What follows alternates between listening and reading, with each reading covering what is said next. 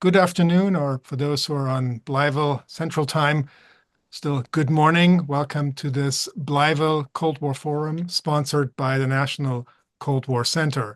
My name is Christian Ostermann, and I direct the Wilson Center's History and Public Policy program and its partnership with the National Cold War Center. The National Cold War Center is located on the grounds of the former Blytheville Air Force Base, known as the Blytheville Army Field in northeastern Arkansas. The Air Force Base opened in 1942 as a training facility for World War II pilots, and at the height of the Cold War was converted into a strategic Air Command Alert mission.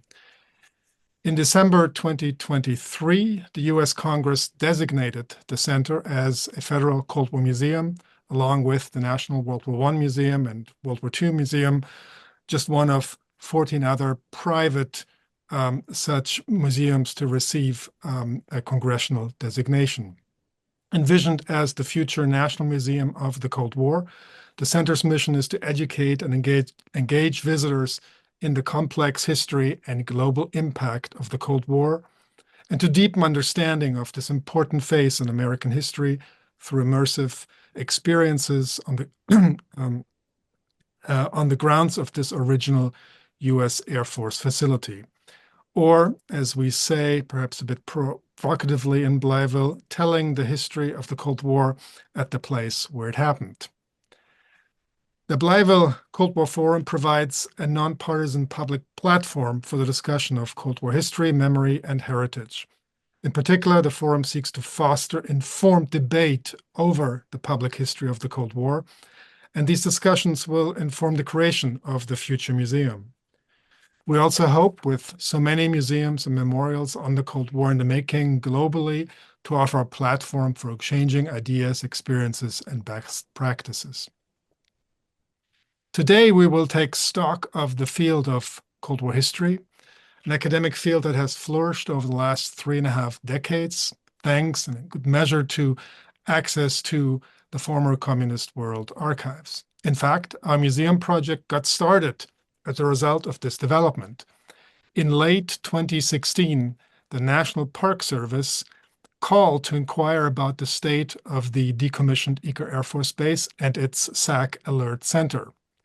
My colleagues here were told that the release of the new documents had inspired the National Park Service to inquire about sites where the legacies of the Cold War could be commemorated.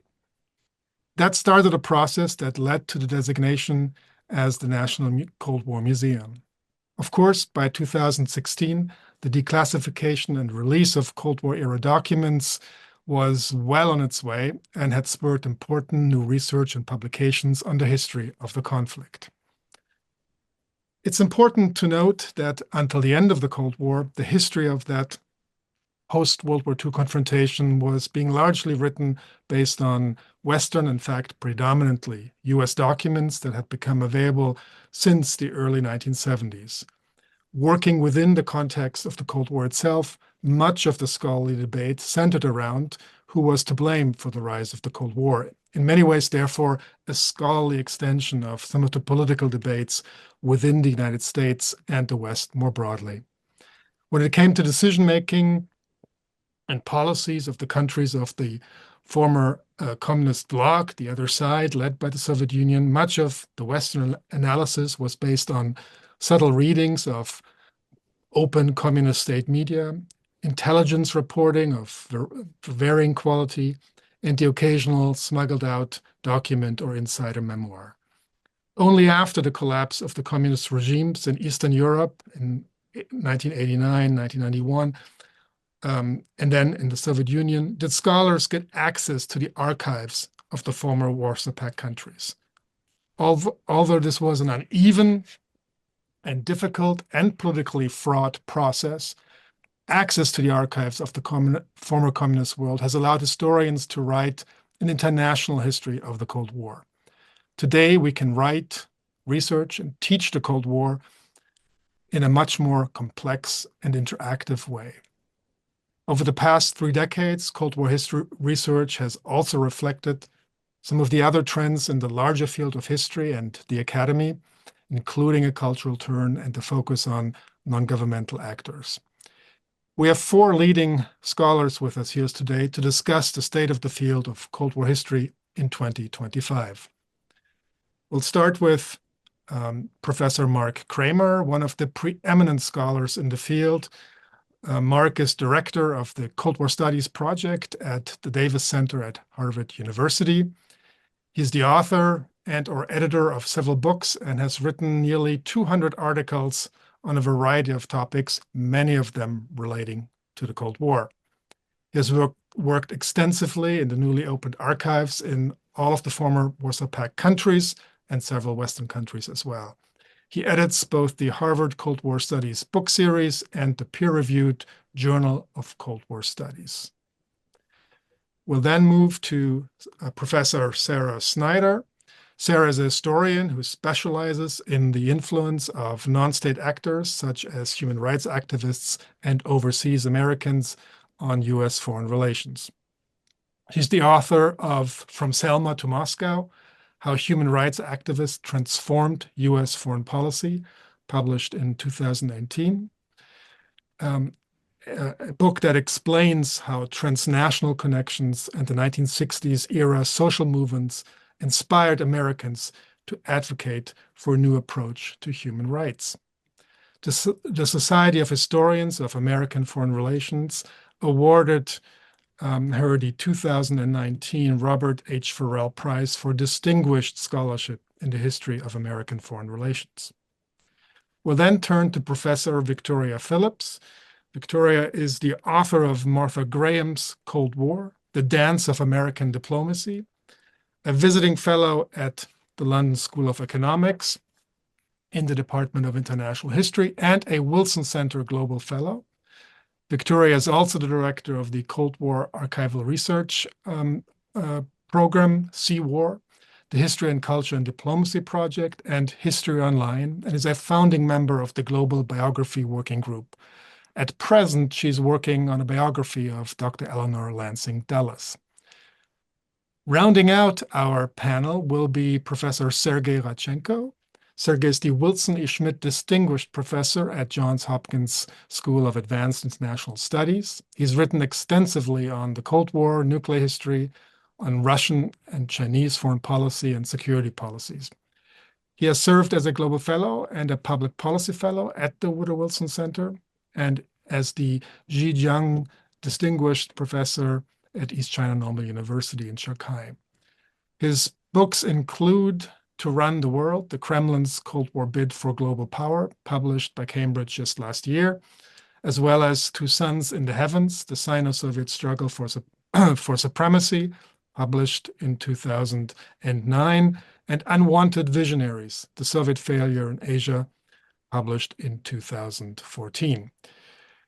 Before joining SAIS, Sergey worked and lived in Mongolia, China, and Wales, hosted one of the most remarkable Cold War conferences in yurts in Mongolia, among many other things. Let me, before I turn the Zoom room over to the panelists, thank our colleagues at the National Cold War Center for their support of this event, especially Liz Smith of the Board of Directors, and also my thanks to Peter Bierstecker of the Wilson Center's History and Public Policy Program. With that, I'd like to turn to Mark and give you the floor for some introductory remarks. Okay, thank you very much, Christian. Thank you for organizing this event and to Peter as well. Let me say that just to echo what Christian said, one of the most important tasks for scholars after the period in the late years of Mikhail Gorbachev, when the Soviet Union came to an end 2 years after communism had ceased to exist or communist regimes had ceased to exist in East Central Europe, was one of the most important tasks was to exploit research opportunities that had been unavailable prior to the end of the Soviet bloc in the USSR. Declassified archival materials in East Central Europe and in the former Soviet Union, substantive memoirs, which had never appeared during the Cold War, with the partial exception maybe of Nikita Khrushchev's memoirs, interviews with key figures and surveys of various social conditions in different countries throughout the former Soviet bloc are among the sources that have greatly enriched and in some cases altered what scholars had long known about both the politics of the various countries, but also of their foreign policies and the way they interacted with each other and with Western countries and with countries around the world. So, but having said that, I do want to say that I will come back and say what I do find extremely impressive about the literature that existed prior to this period. I think it is often given short shrift, whereas it is actually far more impressive, I think, than I a few years ago started going back through some of it, and I found a great deal there that is extremely insightful, and I hope people won't overlook it. So let me say, though, with regard to the sources, a great number of these are still available now. I'm in Bulgaria at the moment, and I have been using the former State Security Archive, the former Communist Party archives, and the like. All of these have been unaffected by Russia's invasion of Ukraine that began in February of 2022 through a Russian invasion, not through Ukraine itself, contrary to what current U.S. president asserted yesterday. So these sources for the indefinite future in the former Soviet Union also generally are available, except in two crucial countries, which are Russia and Ukraine. And for the indefinite future, research, archival research and field work in Ukraine and Russia can no longer be conducted safely by Western scholars and graduate students. This isn't only in connection with the war, but it's also the drastic clampdown in Russia connected with the war and the arrest of foreign citizens, particularly Western citizens, that has basically created risks that never existed prior to February 2022. Of course, compared to that terrible bloodshed and destruction that Russia has caused in Ukraine, the adverse impact of the invasion on academic research may seem trivial. That is, I don't want to make this a parochial complaint, but in the scholarly world, the impact has clearly been severe. The Ukrainian Central and Regional Archives had been a goldmine of materials for the last 30 odd years. And then, extremely importantly, in 2015, the opening of the former Ukrainian KGB archive yielded superb collections of declassified documents pertaining to the state security apparatus and its work in Ukraine, and also important collections of formerly top secret items from the Central Soviet KGB. These were mainly in Fund 13, but in other Fundy as well, collections there. So working conditions in all of the Ukrainian archives were excellent, including the former KGB archive.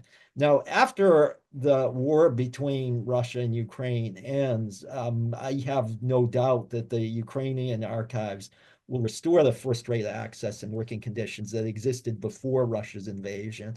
Full restoration may take some time because of relocation and destruction that have occurred, but there's little doubt that it'll eventually happen. The outlook for the Russian archives, I would say, is much less certain. The adverse impact of the war on scholarly research opportunities is hard to overstate.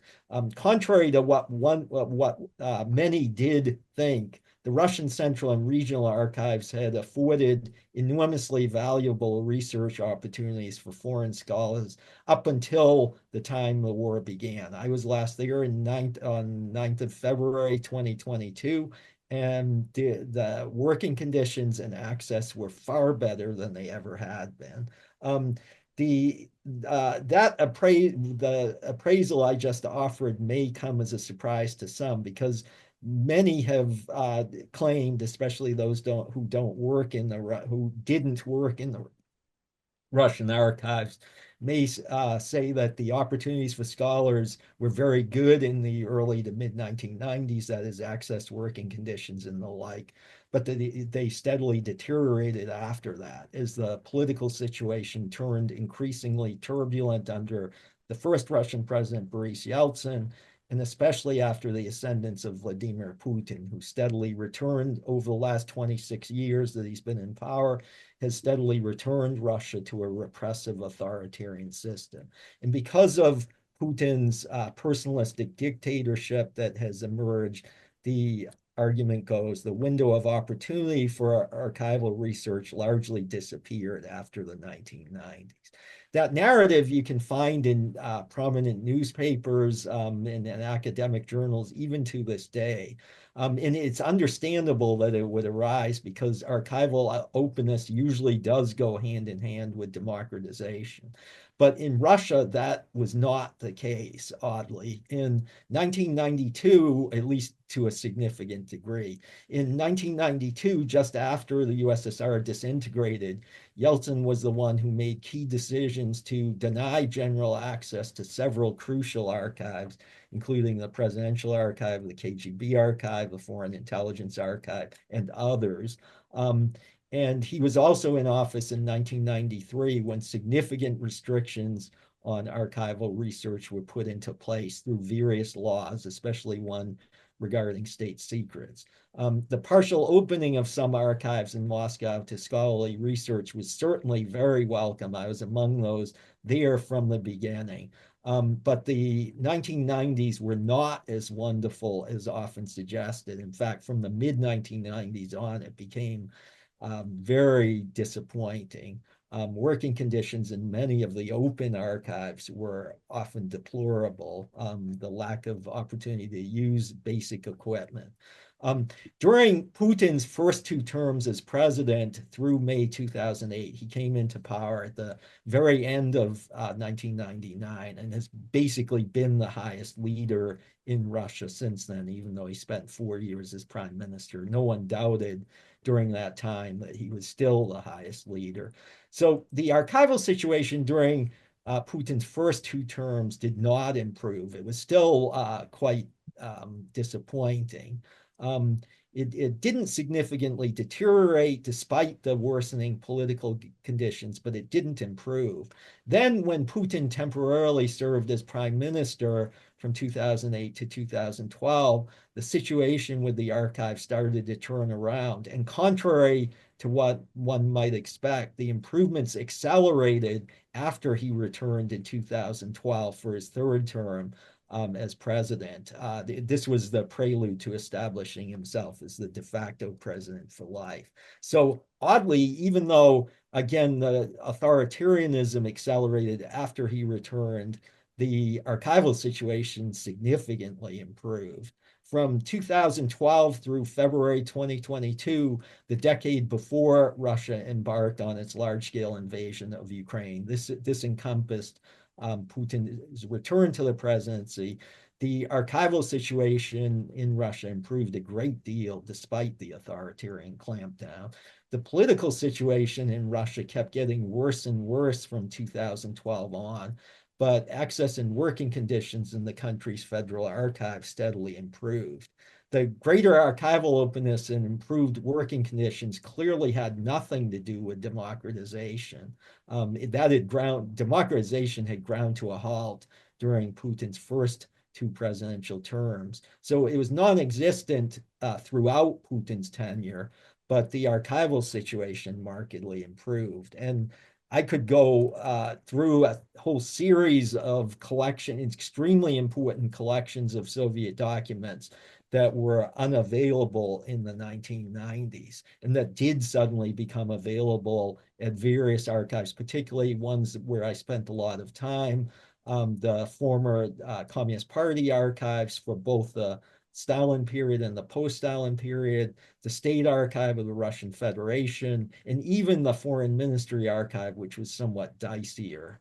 That large collections, many millions of pages of sensitive materials were open. And then eventually in the after December 2018, collections of Politburo and Communist Party Secretariat materials were made available. Equally important, the working conditions hugely improved. Because of a court decision, the Russian archives began permitting researchers to use digital cameras or phones to photograph documents, which enormously accelerated the amount of work you could get done. That had never been possible in the 1990s or even in earlier years under Putin. So for some 30 years after 1991, foreign graduate students as well as senior scholars had the opportunity to pursue archival research, and that particularly was rewarding in that last decade before the war, when access to materials and working conditions really paid off enormously. That unfortunately is no longer the case and may no longer be the case for the indefinite future. That grim prognosis does not augur well for those who have been seeking to go back and re-examine the nature of the Cold War and the Soviet role in it in particular. Those who, especially who have not gone there yet, aspiring graduate students today, thinking about topics to do. If archival access and conditions in Moscow had truly deteriorated as a result of Putin's political clampdown going back to the time he took office, the lack of access to those archives over the past 3 years as a result of the war would not be so dispiriting. That is, I wouldn't even really be focusing on the archives per se. But what makes the impact of this horrible war on scholarly research even more regrettable is that the indefinite cessation of research opportunities came at the very time that archival conditions had been better, far better than ever before. So what will happen after the war ends is anyone's guess. At some point, the war will end. I'm not confident about recent overtures, but at some point it will end, and at some point Putin will be out of power. But the situation in the Russian archives by then is impossible to predict. So there again, excellent research opportunities are still available at other former Soviet bloc countries. There were also good opportunities in China for a while, although those have mostly come to an end. There were certainly good opportunities in many of the former Soviet republics, almost all of the former Soviet republics, except the two most crucial ones. So let me turn quickly just to say a word about yes, very quickly. Trends in archival research. There has been a great deal of enrichment of earlier literature. There has been a great deal of improvement on some of the studies done earlier. Nonetheless, as I have looked back over the last 4 years or so at the literature produced during the Cold War, I've really been impressed with the insights that scholars developed at that point. I used some of these studies when I was a graduate student in the 1980s, but still the literature produced at that point was not as U.S. Soviet focused as sometimes alleged nowadays. It really did encompass a global condition of the Cold War. The Cold War was global from the beginning, and that was reflected in a great deal of the literature. There were certainly some scholars who focused their sites too narrowly, but there was far more focus on the role of smaller states, the impact of the Cold War on decolonization and vice versa, which was an extensive topic in the 1960s and 1970s, some excellent work done at that point. There was also a great deal of discussion of economic factors, the role of energy in the Cold War, and other such topics. So I will finish just by saying that I hope scholars will not overlook the excellent work that was produced then, even as the enormously valuable studies that have emerged over the last 25 to 30 years really strengthen our understanding of the Cold War and give us a new way of looking at many topics. Thank you. Thank you very much, Mark, and thanks for joining us at this late hour are you in Sofia? I'm in Sofia, yeah. Yeah, great. Um, we'll turn next to Sarah. Sarah, I don't think I mentioned actually your official title, Professor of Global Inquiry at American University. So I want to make sure that gets on the record. Sarah, over to you. Great. Thank you so much, Christian, for the invitation to be here today. I want to start today by talking about some of the recent trends that I see in Cold War history, including how they relate to my own work, and then close with some comments about old and new challenges in writing about this important conflict. So during the Cold War, much English language history was based on declassified military and diplomatic records that were found in the archives of the United States, the United Kingdom, and their NATO allies. And in the first few decades after the end of the Cold War, scholars like you, Christian, Mark, Sergey, and others were engaged in collaborative endeavors to find, translate, and share documents from formerly communist countries. And these efforts really transformed our understanding of the conflict in many ways. As these efforts continued, new initiatives emerged as well. And more recently, scholars have turned to illuminating the Cold War contributions of smaller states. For example, my students loved learning about Bulgaria's cultural diplomacy in Theodora Dragostinova's The Cold War from the Margins, a small socialist state on the global cultural scene. And there have been other important efforts that have recovered the Cold War histories of Hungary, Poland, Chile, Angola, and other smaller allied neutral or non-aligned states to show that their experiences were distinct, that they were filled with initiative, and that they were not wholly subservient to the two Cold War era superpowers. A second strain of research sought to highlight the contributions of smaller or lower level actors.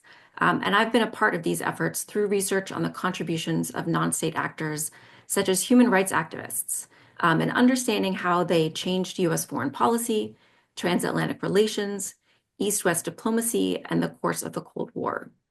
My work has shown how human rights activists in the Soviet Union, Eastern Europe, and the United States all advocated greater protections from repressive governments and ultimately shaped government policies and international relations. In the United States, these human rights activists worked together with members of Congress to remake the State Department bureaucracy, to end security and economic assistance to abusive governments, and to mandate that U.S. officials monitor human rights abuses in foreign countries. Elsewhere, human rights activists in the Soviet Union and Eastern Europe compiled detailed reports on human rights violations, and then they shared them widely to spotlight those who were suffering from religious or racial discrimination or other types of human rights abuses. And my research and others have shown how this human rights activism ultimately changed the course of the Cold War. Important insights were gained from this work by including a more varied cast of characters who shaped the Cold War, by illuminating the unexpected paths of the transmission of ideas, information, and values, and finally, more complicated explanations for how the Cold War or East-West diplomacy were transformed were achieved through this research. A second important trend that I've seen have been efforts to understand the history of the Cold War in the context of some of the most pressing issues facing the world today, including climate change and migration. On the first count, Julia Irwin's recent book, Catastrophic Diplomacy, U.S. Foreign Disaster Assistance in the American Century, looks at the role of the U.S. military in providing disaster assistance, in particular in response to natural disasters, many of which were caused by climate change. And she shows how the objectives of U.S. officials were to lessen the suffering of victims of these disasters, but also to benefit the interests of the United States through the awareness of the recipients of this aid of the role of the state and individual Americans in providing this assistance. And Irwin demonstrates in particular how in the wake of World War II, when the United States retained and expanded a wide system of overseas bases, it used the forward deployment of military resources for non-military Cold War objectives, such as the rapid delivery of disaster relief. And similarly, at a time when migration and refugees are at the forefront of many policymakers and concerned citizens' minds, scholars such as Amanda Demmer and Jana Lippman have written excellent books on the waves of migration in the wake of the end of U.S. involvement in Southeast Asia and how it shaped U.S. foreign relations, as well as remade the United States domestically. In particular, they've charted international negotiations regarding people who fled to camps in Hong Kong, Malaysia, Guam, and the Philippines, as well as efforts to normalize relations between Vietnam and the United States in the aftermath of the war. Now, I think connected with attention to migration, there's been a cluster of books recently by scholars such as Aline van Ommen seeking to understand socialist revolutionary movements in Central America and the impact they had on hemispheric relations, as well as the displacement of millions of people in the region. Now, in each of the works I've mentioned, authors asked new questions about this 45-odd-year period, and their focus on different perspectives enabled them to tell new, engaging, and significant stories. Now, efforts such as the Cold War International History Project, which Christian leads, have long focused on gaining access to records in formerly communist countries, because the presumption was that records in Western countries would be accessible to scholars. But over the past decade, however, the increasing volume of records produced in the late Cold War, now this is due to technological advances such as the development of the fax machine and email, at the same time that there have been decreasing resources for the National Archives in countries like Canada or the United States, have meant that conducting research outside of North America or Western Europe could be more productive, given long delays in processing and/or declassifying records. For example, I recently received a letter from the Reagan Library in California letting me know that a request I had made 16 years ago was finally being acted upon. And I'm not alone. Scholars working on many topics and time periods are finding that they cannot get access to the necessary records to tell important stories about the Cold War. Now, many of us think about the National Archives as the repository of the Declaration of Independence and the Bill of Rights, but the agency also holds all federal records relating to the military, diplomatic, political, social, and cultural histories of the Cold War, and it needs our support. And this is particularly true as the working of the National Archives is being impacted by the politics of Washington. You may or may not have seen in the news that the JFK Library in Boston closed yesterday. It is reopened, but an extended closure would inhibit research on the Cuban Missile Crisis, the Bay of Pigs invasion, the development of the Peace Corps, the Alliance for Progress program, and countless other Cold War crises and initiatives. And no one can learn about the Cold War if museums and libraries where interested students of all ages can learn about the history of this conflict are closed. So the state of the field of Cold War history has been robust, but it may be increasingly limited, at least in terms of including U.S. perspectives on or contributions to the conflict, if some of these issues of access to U.S. or North American sources persist. Thank you.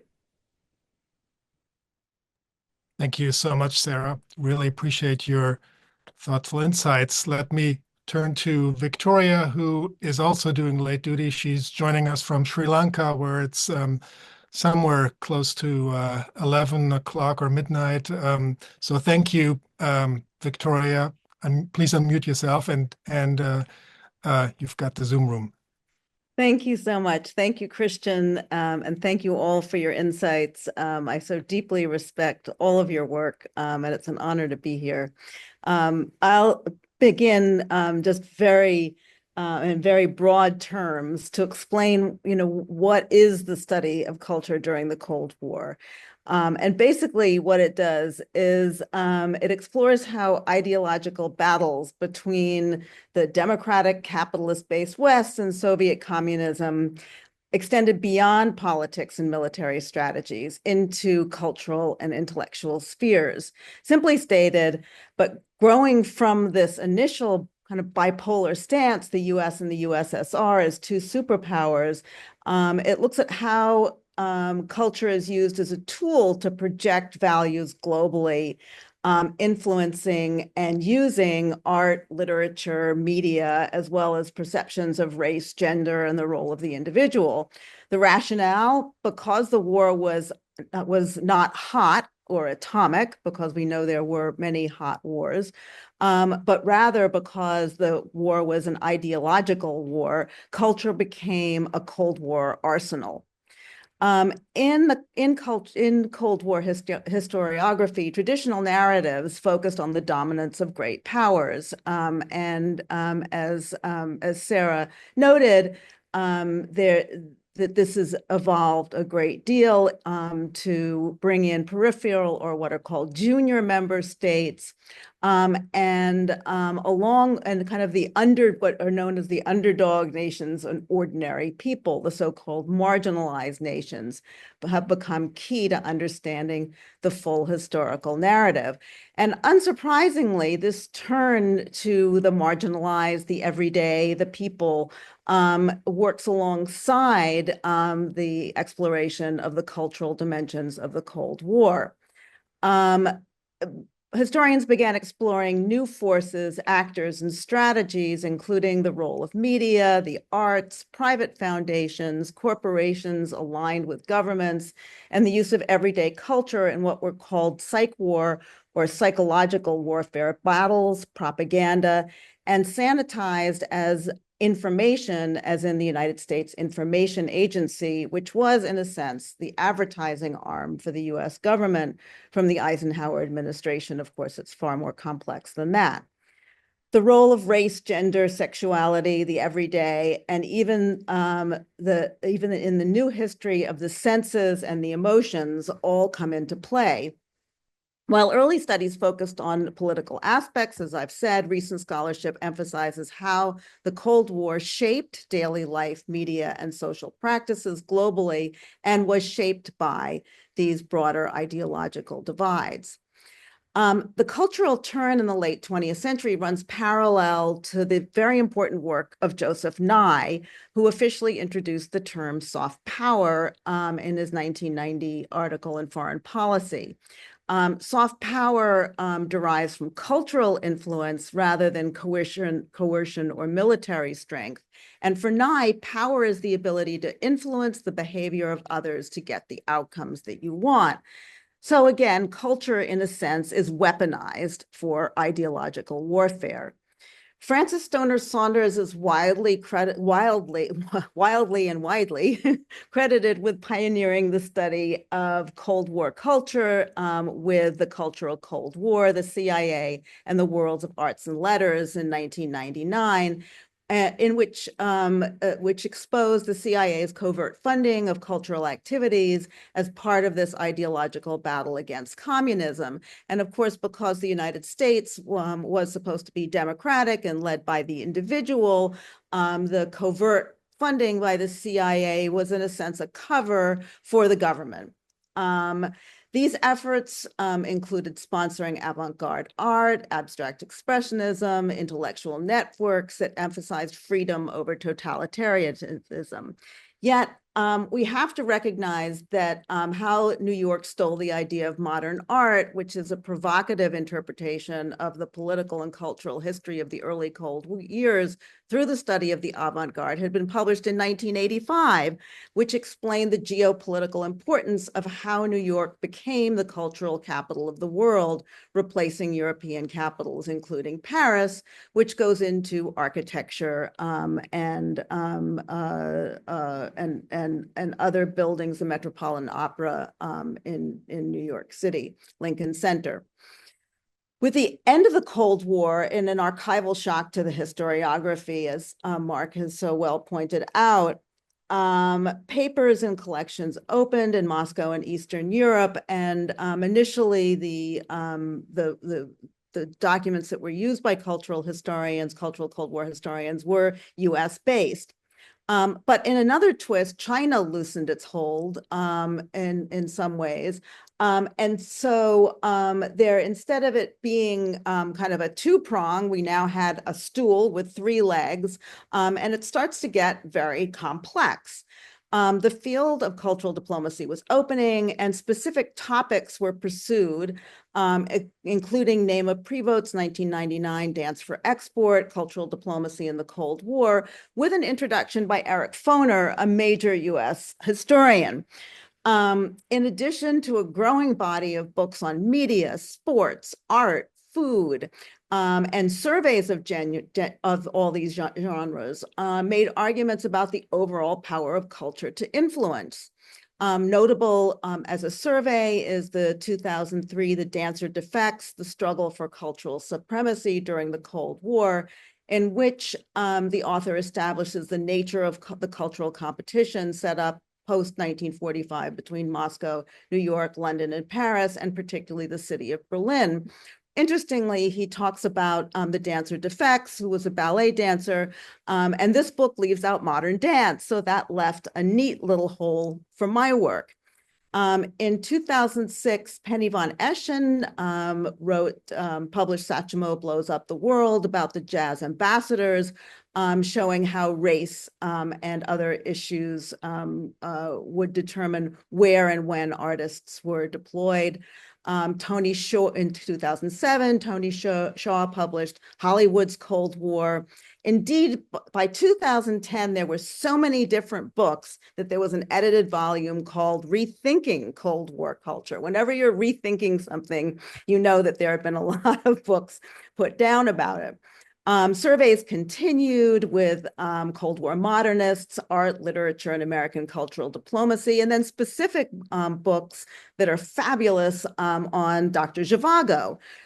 So things got broad and studies got narrower. As the historiography turned global, however, and away from easy bipolar studies that only looked at the US and the USSR, historians went to work producing international cultural studies that included reception as a propellant of cause and effect. Included in this historiography is the work by Margaret Peacock in her Innocent Weapons, which traces the use of children as propaganda, kind of like a DNA twisted strand of influence between the US and the USSR, using documents in both the USSR and the United States to show cause and effect and change over time by deploying language and cultural knowledge of the two power centers held by Margaret. Other scholars have examined Soviet soft power in Poland. The idea was Soviets use hard power, the US used soft power. No, say scholars, there's Soviet soft power. And showed very adeptly the state's coercive measures as it worked to legitimize Soviet rule and foster unity. Gone was the simple notion that Soviets ruled by hard power and intimidation, while the West cajoled allies with cultural colonization and Coca-Colization.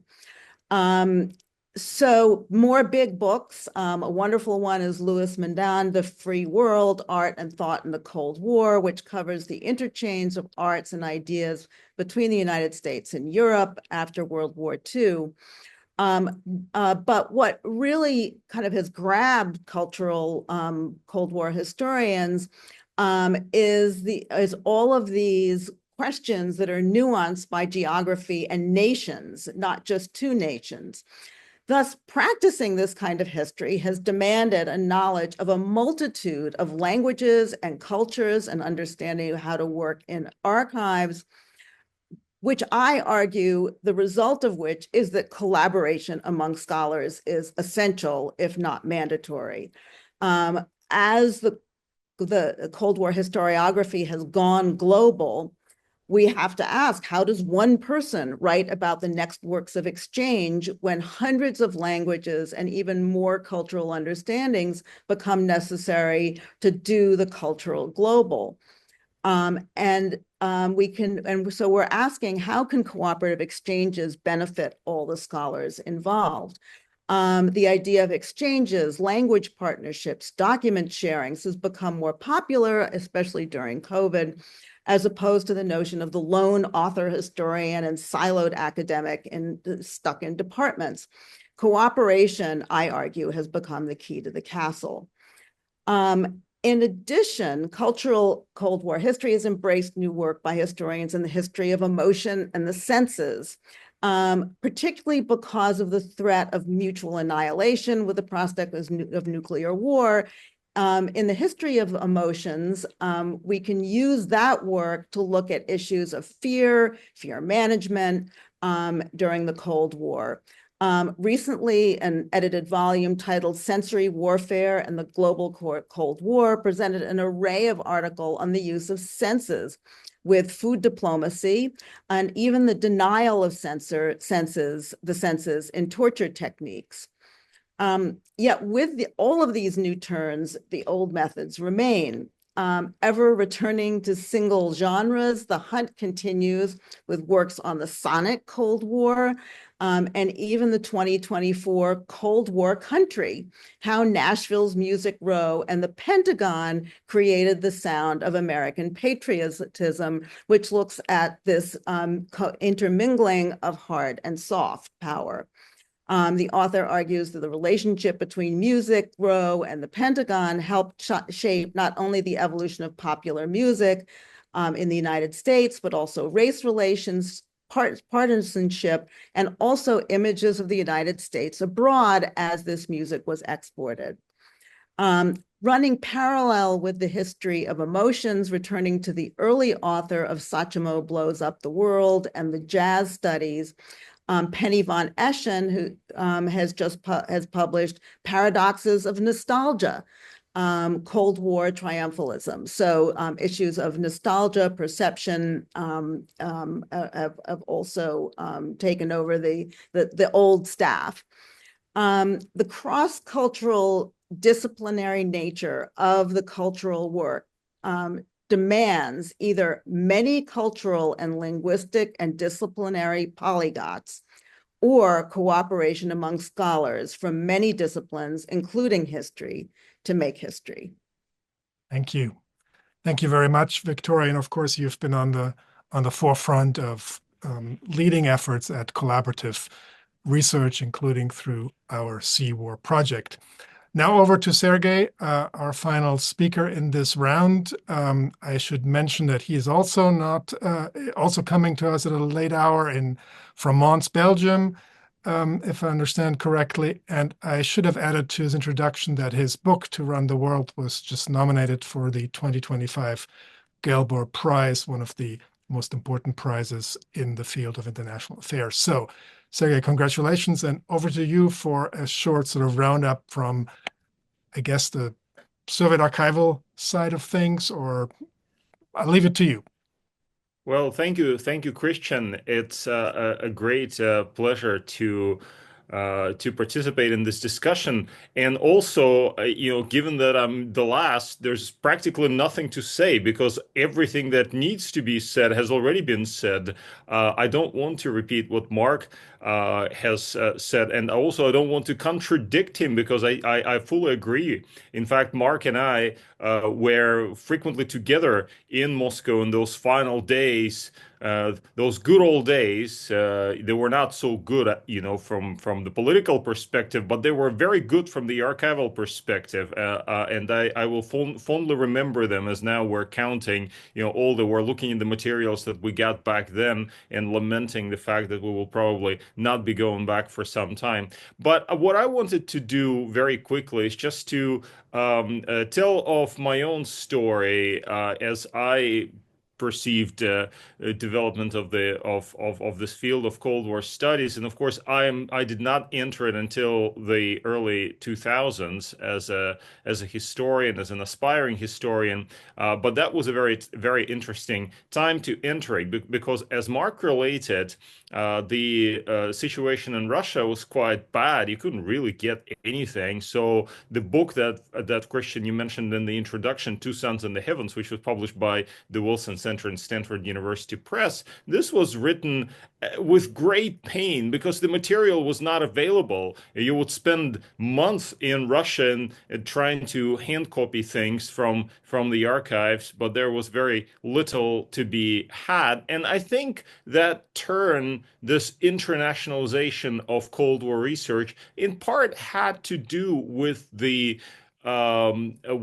relative lack of access in Moscow. I think those two things were connected. Christian, you mentioned the wonderful conference that we had in Mongolia back, which I helped organize, where we held that conference in the Gears Mongolian yurts in the countryside, and it was fantastic, but it was also a reflection of the state of the field, because while you could not get stuff in Moscow, you could get stuff in Ulaanbaatar. So that's why we went to Ulaanbaatar. And Christian, remember our trips to Yangon, places like that, where you would just go there because you were looking for evidence that was not available at the center. And so I think the sort of internationalization that we saw from the late 1990s, and certainly in the early 2000s, with so many young scholars going into that international Cold War, global Cold War, had something to do with the availability of sources, although of course there are also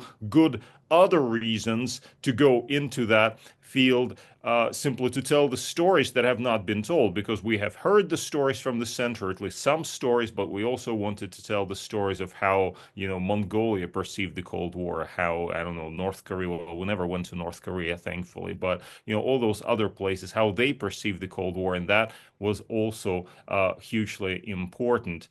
For my part, I stepped away from that, and for the last 10 years, taking full advantage of the availability of materials in Moscow, I, like Mark, would go there and spend month and month and month. And in my own work, I recentered on the big themes, on the big players. The book that Christian, you kindly referred to just now, looks at the Cold War very much from the center. Is that a bad thing? No. I think after we have had that wonderful experience of going to the periphery and exploring the Cold War and how it interacted with decolonization and how it went in all kinds of direction and impacted every walk of life, I think going back to the center and asking those probing big questions about, well, what was the Cold War after all, and how did it impact our lives, and how were the decisions that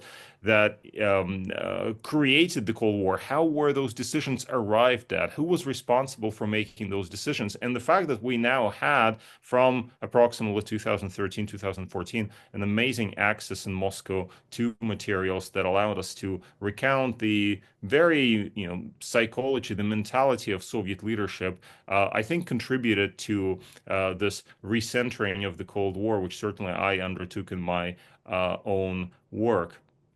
Now, I've also focused increasingly on political, diplomatic, and military aspects of the Cold War, and that, of course, goes very much against what Victoria, not against, but complements what Victoria has said just now, because our shift to cultural Cold War, that has been fascinating and enriched our understanding of the Cold War. But I think to fully appreciate what the Cold War was about, we had to, at least I felt that I had to go back in my work to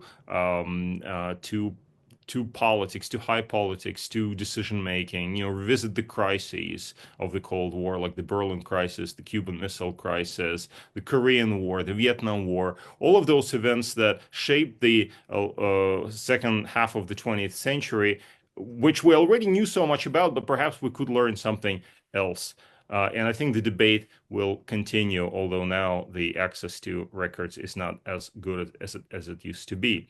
Now, what I'm finding interesting today is that we had this period in the 1990s when there was amazing, fantastic, excitement about the Cold War. This is, Christian, this period well, because this is when the Cold War project was put together, and there was all this excitement about, we'd get together at conferences and we would discuss new documents. We would say, oh my God, look at this new stuff, all this new documents, all the stories that we can tell about what, the other side was thinking during the Cold War. I think what has happened in the last few years is this initial excitement was replaced by deeper appreciation of the Cold War as a historical period. We're no longer perhaps so fascinated by the immediate past, because there's a distance now between us and the Cold War. And we can go back and approach it, I think, more deeply as a historical enterprise, and not a phenomenon which we experience. So I think distance helps deeper understanding, and there's perhaps not as much excitement today as there was in the past about specific episodes of the Cold War. But here's something else, and this is really interesting. As the Cold War faded from, or the study of the Cold War faded from was no longer the sexiest subject, so to speak, that you could do. The Cold War seems to be returning. And so just at the moment that we're, I think, spending maybe less time looking at the politics and the military struggles that shaped the 20th century, we are now talking about another Cold War. Now, that is, of course, a controversial issue because there are people there who will say, no, what's happening today is completely different. It's different from the Cold War. And yet an important thing that we could do is to try to understand the continuities as well as differences from the Cold War to the present day. And I think our present influences also our understanding of the past as we're trying to come back to the Cold War and we're trying to understand why is it that we thought it was all over, we thought it was all gone, we thought it was the end of history in so many ways and things would come out in a different way. And yet here we are reliving some of the same problems and facing some of the same problems that Cold War policymakers were also facing. So are there lessons for today? And what is, after all, the chronology of the Cold War? Is it going to be a specific period in the 20th century, or will future historians come back and say, well, wait a second, what happened in the 1990s and early 2000s was just a short interlude between a massive Cold War without end. So that is a disturbing thought. Finally, okay, go ahead. But sorry, go ahead. We're running out of time quickly, so if you can, final thought, and then I want to have at least one or two questions. My final thought is there's a lot we don't know about the Cold War. There's so much that we can study about it. And although Mark just said that the Russians have declassified, and of course now we cannot get the stuff, but anyway, there's all this stuff in Russia. There's also a lot of stuff they never declassified, like, for example, Politburo records post 1965, 60, going until the present, with the exception of some bits and pieces. But there's so much that's there that will allow us later to come back to this period and say, we still did not know anything. Actually, here it is. We'll be able to make new judgments, but that's for the future. Thank you, Sergey. It's actually a perfect segue to a couple of questions that I want to ask the group for just some sort of quick speed responses. One is, it's been 35 years since the end of the Cold War. We've gone through all of these archives. There have been amazing opportunities and revelations. So one could ask, sort of from the outside, is there a consensus now, or why is there not yet a consensus? Has the field come to a sort of point of consolidation? I'm asking this obviously a little bit provocatively. There have been efforts at kind of synthesis. We all remember a book called We Now Know, published in 1998, 1999, that sought to present an initial synthesis of some of the new evidence that's come out. Are we at a consolidation point in this field? What do you think? Mark, microphone, Mark. On certain topics, I think there is no longer much disagreement. For example, how the Korean War started. That there had been disagreement prior. Mark, I will disagree with you. I will war. disagree with you on this. Okay, go ahead, Sergey, and disagree. No, you have to make an argument first, then I will disagree. Okay, it began with the North Korean invasion of South Korea. Now you can argue that Syngman Rhee also was anxious to unify Korea through force, but it very clearly began on the 25th of June, 1950, through a North Korean invasion. And so the disagreement that had existed earlier, I think, is no longer feasible, at least in a realistic way. That said, there are many things that I think there was already considerable agreement on even during the Cold War. And it is true, as Sergey mentioned, that the end of the Cold War gives scholars a perspective on a certain fixed period that allows judgments about matters that weren't feasible during the Cold War. Nonetheless, there was, just to cite two examples, quick examples, would be the role of small states in the international system and in the Cold War was extensively studied in the 1960s and 1970s. That is not a new topic of post-Cold War scholarship, whether it's Annette Baker Fox or David Vital or Robert Rothstein or any number of other scholars from the 1960s and 1970s who looked at this and I think did an excellent job. And similarly, the cultural Cold War, this goes back really to the revelations of the mid to late 1960s in the radical publication Ramparts and then in the New York Times about CIA funding of various organizations.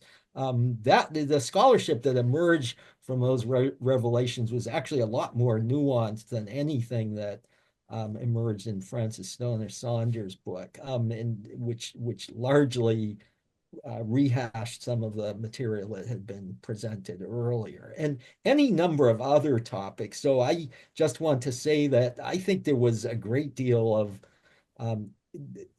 very solid understanding of the Cold War well before the 1990s. But and I'll end just by saying I do think, though, that there is some degree of consolidation of some topics, but it remains a great deal of disagreement about others. Thank you. Sarah, Victoria, do you agree? I would just say quickly that, Sergey alluded to the controversy around if we're in a new Cold War.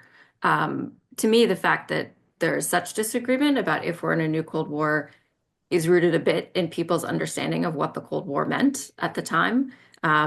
So I think, I would agree with Mark here that there may be some consolidation on some elements, some decisions, but I don't see, I see this as an incredibly fruitful field where there's going to continue to be debate and exciting new scholarship for some time to come. Thank you. Victoria? 100% Yeah. agree. I think one of the things where there is absolute consensus is that some of the paradigms that have been used, like soft power, are too simple. And that there is a push me, just as there's a push me, pull you between nations, and you have to talk about reception as you talk about the propagation of Coca-Cola. You also have to look at the intertwinedness of soft and hard power. And that drawing these lines can be very difficult, and that it's messy. And I think that's wonderful. Thank you. Sergey, no need to specific rejoinder on the Korean War, but more broadly on the field. So I think we're very lucky with the Cold War in the amount of materials we have, despite the fact that some things have been closed again, whether it's in China or no longer accessible as in Russia. There's still so much out there compared to, let's say, historians of the Roman Empire would have very few documents to work with. We Cold War historians have so much that the problem is not the lack of access, but there's just too much stuff. Processing, understanding this stuff is a real challenge. But also new technologies are available for understanding and tackling historical documents. There's greater and greater digitalization of materials, so that's a good thing. Of course, it leaves larger questions about, whether some materials that are not digitalized and therefore never considered. There's also software for tackling, for example, translations, things that were inconceivable previously to people who, unless you were Mark Kramer and spoke 20 languages, are now possible because you're able to use technologies and translators and various other things. So I think a new generation of historians will benefit from that, and generally I have an optimistic outlook on where the field is heading. Thank you very much. We're really out of time. I do want to ask each one of you about your favorite Cold War book at the moment, maybe something you've read recently or something you've gone back to many times. Your favorite Cold War book, and with that, I think we're going to have to leave it today. Mark, do you want to go first? Can I put you on the spot? Say one of my own books? No, You can't name your own books. No. No, I still think, to give a good example of a book that, despite all its limitations, remains an excellent book was, I think, John Gaddis' first book, The United States and the Origins of the Cold War. It covered topics very well, given the enormous limitations at that time where he was relying on U.S. archives, but did a very good job. So I'll single that one out. Excellent. Thank you. Sarah? A book I read recently that was really fun and, I feel like it's kind of ready to be made into a film, and your listeners may enjoy reading it. It's called Getting Out of Saigon. It's by Ralph White, who was a 27-year-old employee of Chase Manhattan Bank who was sent into South Vietnam in the final weeks of the U.S. presence there to work out a scheme to get the bank's Vietnamese national employees out. And it is a thriller and incredibly exciting. And I was reading it for my own work, but it's the sort of book I would recommend to anyone to read on a long plane flight or somewhere else where they need to be totally distracted by really a riveting story. Wonderful. Victoria? Microphone. Microphone. I always go back to Mary Duziak's work on Cold War civil rights, race, and the image of American democracy. I just think it's such a neat thesis and flips things in a way that can be applied to so many other situations. So I reread that book a lot. But in terms of just my own interests, I highly recommend the new biography of Pamela Harriman called Kingmaker, because it is a new turn on a woman, and it shows, how culture is used and the way in which relationships that were started in World War I influenced the Cold War. Thank you. Sergey? So I'll be clever and I'll say the 3-volume Cambridge History of the Cold War.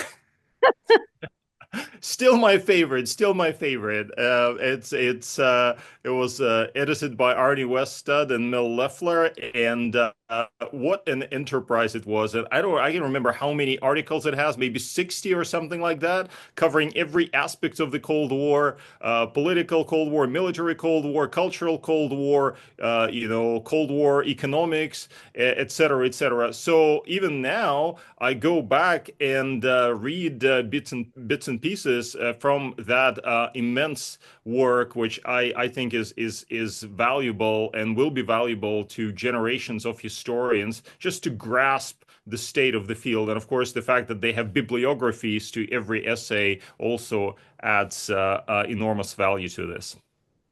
Thank you so much. Thank you, Mark, Sarah, Victoria, Sergey, for a very good, inspiring roundtable. All of us at the National Cold War Center appreciate your contribution, and this session will help us think about future exhibits and designs for the center, so we're really indebted to you. Thank you all. We're adjourned. Take care. Be safe.